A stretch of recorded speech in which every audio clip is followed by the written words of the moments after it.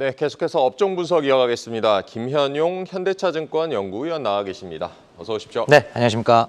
맞습니다. 최근 그 엔터주 주가 좀 잡음 많습니다. 네네. 하이브와 어도어, 민희진 대표와의 뭐 갈등이 있었고, 네. SM 소속 그룹 일부 멤버 뭐 부정적인 루머들도 맞습니다. 좀 생성되기도 했고, 네. 지금 엔터주 전반적인 흐름 좀 짚어주실까요? 일단은 이제 연초 대비 계속 이제 약세를 보여온 가운데 1분기 실적이 엔터 4사 모두 이제 쇼크가 나왔었고요.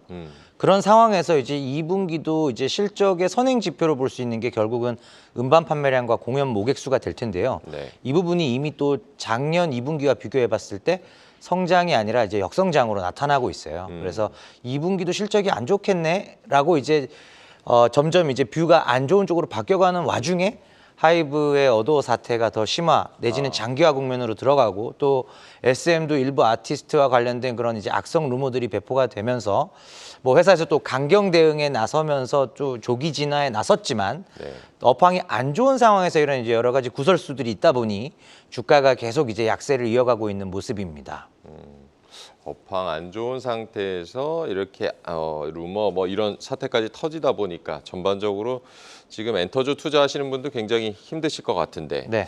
그래도 이제 뭐 한중 정상회담 이후에 뭐 맞습니다. 중국의 한한령 해제에 대한 기대감 커지고 있는데 네. 기대해 볼 수 있을까요? 어떻게 보십니까? 사실은 이제 한한령에 대한 부분은 항상 좀 조심스럽게 접근을 할 필요가 있을 것 같습니다. 지금 현재 이제 인디 밴드의 중국 본토 공연이 허용이 됐고 또 일부 아티스트들은 중국 본토에서 이제 팬미팅 일정이 잡혀 있습니다. 네. 그러면서 기대감이 높아지고 있는 것은 사실이고요.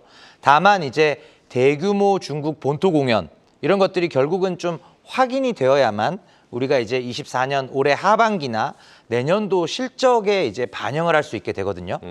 그렇게 된다면은 이제 충분히 전체 공연에서 중국 공연이 붙으면서 시장의 활력이 예상이 되고 공연 시장에서만 한 10에서 15% 정도의 증가 효과가 있습니다. 그래서 이런 부분들이 이제 주가의 반등 요소로 우리가 충분히 기대해 볼 수 있는 부분이지만 아직은 좀 대규모 공연이 확정되는 부분을 확인하기 전까지는 좀 조심스럽게 다가갈 필요가 있겠다. 이렇게 보고 있습니다. 네, 한한령 해제 관련 기대감 나오고 있지만 대규모 공연이 확정되는지를 잘 체크를 해보셔야 된다고 조언을 해주셨습니다. 이제 뭐 개별 기업 얘기 좀 해보겠는데 네. SM이요. 네. 소속 그룹 NCT 127 멤버와 관련한 일본발 루머가 유포가 되면서 맞습니다. 네. 올해 뭐 최대 하락폭 보였는데 네. 바로 이제 어쨌든 뭐 루머 일축하면서 그렇죠. 강경 대응하면서 주가는 회복했습니다. 이번 네. 사태 어떻게 보셨습니까?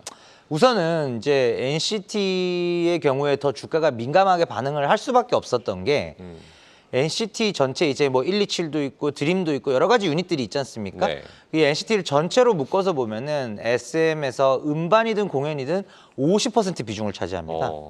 그러니까 SM 영업 실적의 50%를 차지하는 최대 아티스트와 관련해서 이런 악성 루머가 퍼지다 보니까 주가상으로 당연히 민감하게 반응을 할 수밖에 없었고 결국 이제 이 인적 자원과 관련된 비즈니스이다 보니 그 아티스트 개개인에 대한 이제 리스크 관리의 중요성이 더욱 이제 부각이 되고 있고요.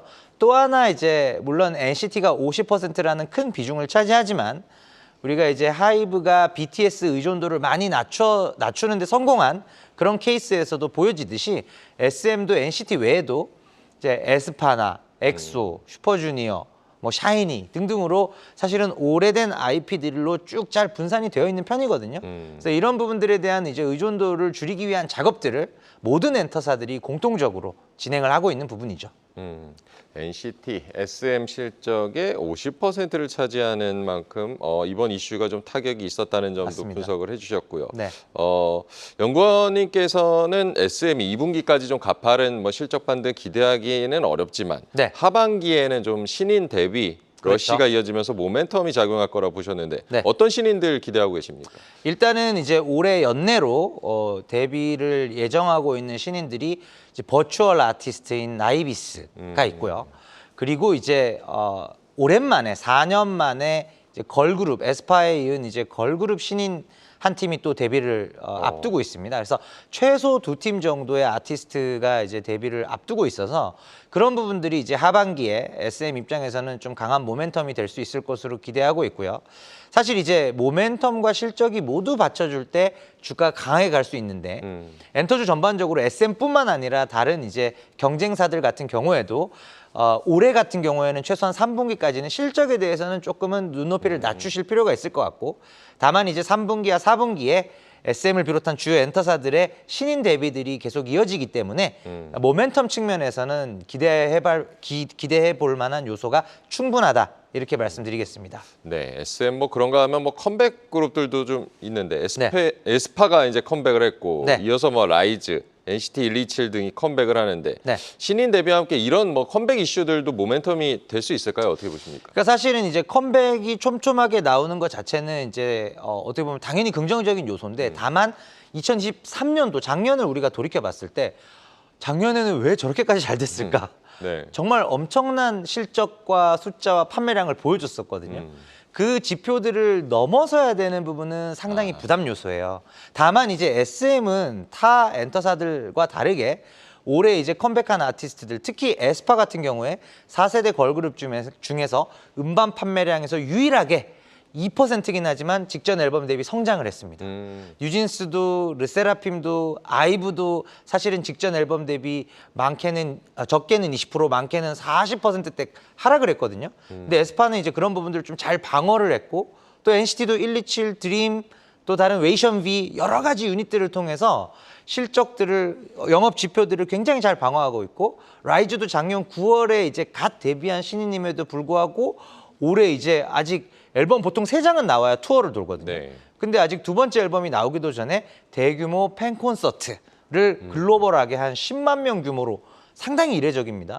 이런 부분들을 할 수 있는 것 자체로는 사실은 SM이 업황이 올해 안 좋은 것은 사실이지만 엔터 4사 중에서는 그래도 확실히 돋보인다라고 말씀을 드릴 수 있는 부분입니다.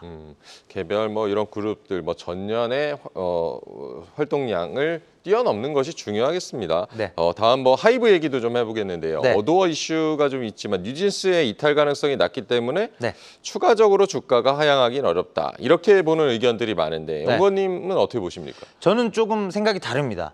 그래서 뉴진스 이탈 가능성과는 별개로 네. 하이브의 현재 주가는 결코 싸지는 않다. 어, 올해 예상 이익 대비 주가 수익 배수는 약 30배 초반에 형성되어 있고요.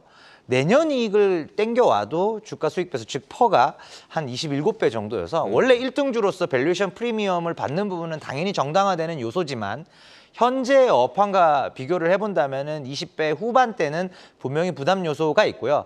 뉴진스 같은 경우에 다만 이제 저는 뉴진스가 확률은 아주 낮지만 만에 하나 이탈을 하더라도 전체 하이브의 영업이익에 미치는 영향은 10% 또는 그 이하이기 때문에 사실은 영향은 조금 단기적인 이슈로 끝날 가능성이 있고요. 그렇게 보는 이유는 일단 이제 르세라핌이나 아일리처럼 사실은 데뷔가 오래되지 않아도 굉장히 빠르게 글로벌 탑 클래스로 걸그룹 또는 보이그룹을 키워낼 수 있는 역량이 하이브 레이블에 있다라는 게 어떻게 보면 계속적으로 입증이 되고 있거든요.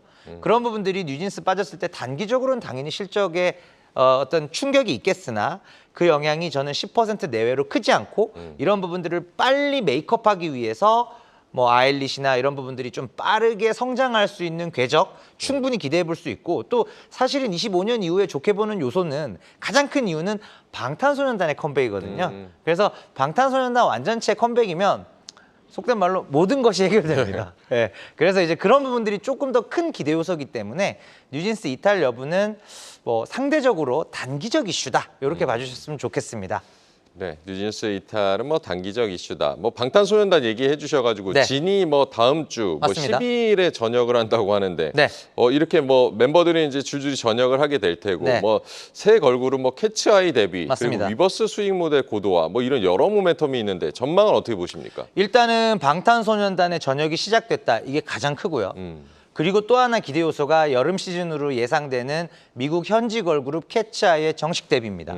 이 부분이 이제 결국은 케이팝이 나아가야 할 방향성이 소위 땅 따먹기 개념으로 본다면 아시아는 이미 땅을 웬만큼 다 따먹었어요. 우리가 너무 잘하고 있다는 거죠.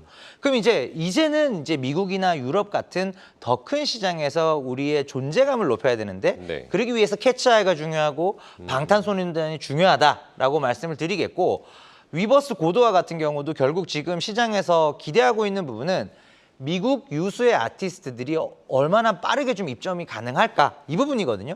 모든 키워드가 사실 지금 미국을 향하고 있고 그렇기 때문에 현지 아티스트 캐치아이에 대해서도 기대감이 높아지는 부분이고 현존하는 케이팝 아티스트들 중에서는 결국은 미국 시장을 활짝 열어젖힐 아티스트는 결국 또 우리가 방탄소년단을 기대해 볼 수밖에 없지 않나. 그래서 이제 하이브에 대해서 높은 밸류에이션 프리미엄이 유지되고 있다고 생각합니다. 네, 하이브 결국에는 뭐 아시아를 엔터가 넘어야 된다라고 전해주셨는데 하이브 그 방탄소년단의 전역이 시작됐다. 그리고 캐치아이가 데뷔한다라는 점도 강점으로 꼽아주셨습니다. 네. JYP 얘기도 좀 해보겠는데 JYP는 뭐 주가가 뭐 그렇게 좋지는 않습니다. 외형 성장 기대감, 뭐 신인 모멘텀도 있는데 주가는 52주 신저가 이렇게 부진한 이유는 뭘까요? 일단은 이제 빅2 아티스트가 JYP 내에서는 스트레이키즈와 트와이스입니다. 근데 이 두 아티스트들의 활동량이 물론 올해 활동을 안 하는 건 아닙니다. 열심히 하고는 있는데 23년도에 비해서는 활동량이 줄어든 게 사실이고요. 그런 와중에 이제 있지나 엠믹스 또 최근에 데뷔한 넥스지와 같은 비교적 최근에 데뷔한 신인들의 활동량이 워낙 지금 이제 케이팝 아티스트들 간에도 경쟁이 치열하다 보니까 그런 측면에서 이제 타 경쟁사들, 뭐 소위 SM 하이브죠. 여기 대비로는 조금 이제 경쟁에서 밀리는 모습들이 나오고 있어요. 그래서 이런 부분들이 JYP에 대해서 투자자들의 기대감이 낮아지는 이유고 이게 이제 지금 실적뿐만 아니라 좀 주가를 끌어내린 요인이라고 생각합니다. 네, JYP도 좀 눈여겨봐야겠습니다. 뭐 이제 뭐 다음 주부터 다음 달부터 하반기에 들어갈 텐데 앞으로 이제 하반기 엔터주 투자 전략은 어떻게 세워보는 게 좋을까요? 사실 저는 이제 엔터주에 대해서는 작년 11월, 12월 정도부터 올해 쉽지 않을 거다. 24년도 쉽지 않을 거다라고 계속 말씀을 드렸었고 그런 부분들이 최소한 한 7, 8월 이번 2분기 어닝 시즌까지는 일단 한 두 걸음 떨어져서 보자가 이제 제 엔터주 투자 전략의 뷰고요. 이제 3분기 9월 이제 날씨가 좀 쌀쌀해질 때부터는 작년 3분기의 실적을 넘어서기는 어렵지만 그때부터는 이제 4분기와 내년을 바라보게 되어 있거든요.